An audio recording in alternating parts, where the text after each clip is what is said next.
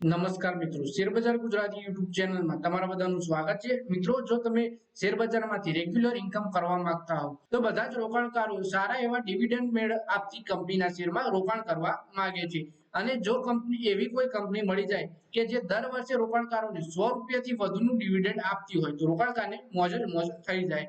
તો આજે આપણે એક એવી જ કંપની વિશે વાત કરવાની છે જેણે 2014 થી લઈને અત્યાર સુધી દર વર્ષે ₹100 વધુનું ડિવિડન્ડ આપ્યું છે. કોઈ વાર ₹200 તો એક વાર તો કંપનીએ ₹485 જેટલું પણ ડિવિડન્ડ આપ્યું હતું. તો આ કંપનીના ડિવિડન્ડ વિશે આપણે વાત કરીએ અને આની રેકોર્ડ ડેટ ક્યારે છે એ પણ આપણે જોઈએ.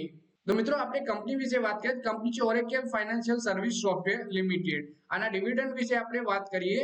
કંપનીએ રોકાણકારોને ₹240 પર ઇક્વિટી શેરના ડિવિડન્ડની જાહેરાત કરી છે અને કંપનીની ફેસ વેલ્યુ ₹5 છે.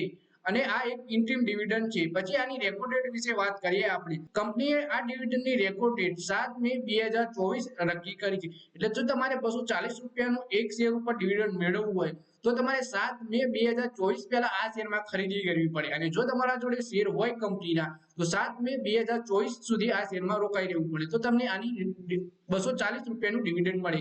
અને કંપનીએ એ પણ જણાવ્યું છે કે રોકાણકારોને 23 મે 2024 સુધીમાં આ ડિવિડન્ડ તેમના ખાતામાં પણ જમા થઈ જશે. ₹240 નું ડિવિડન્ડ તો કંપની આપી રહી છે, પણ કંપનીના શેરના ભાવની વિશે વાત કરીએ તો અત્યારે હાલ આપણને ₹7,200 ની આસપાસ ચાલતો જોવા મળે છે. એટલે કે કંપનીના શેરનો ભાવ પણ આપણને હાઈ જોવા મળી રહ્યો છે. તો મિત્રો, આ વિડીયોમાં વાત કરીએ આપણે ઓરેકલ ફાઇનાન્શિયલ સર્વિસ સોફ્ટવેર લિમિટેડના ડિવિડન્ડ વિશે, જેમાં કંપની ₹240 નું ડિવિડન્ડ આપી રહી છે રોકાણકારોને 7 મે 2024 આની રેકોર્ડ ડેટ રાખી છે. એટલે તમારે ₹240 ડિવિડન્ડ મેળવવું હોય 7 મે પહેલા આમાં રોકાણ કરવું પડશે. અને જો તમારા જોડે શેર હોય તો 7 મે સુધી આ શેરમાં બની રહેવું પડશે. ત્યારે તમે એલિજિબલ થશો કે ₹240 નું ડિવિડન્ડ મળે તમને. તો મિત્રો, આ વિડીયોમાં બસ આટલું. હવે મળીએ આવનારા વિડીયોમાં. ત્યાં સુધી વિડીયોમાં લાઈક કરો, કોમેન્ટ કરો, વિડીયો પોતાના મિત્રો સાથે ફેસબુક, ઇન્સ્ટાગ્રામ, વોટ્સએપ બધી જગ્યાએ શેર કરો. અને શેર બજારની આવી જ માહિતી ગુજરાતીમાં જોવા માટે તમે ચેનલને સબસ્ક્રાઇબ કરીને ઘંટી પર દબાવી દેજો.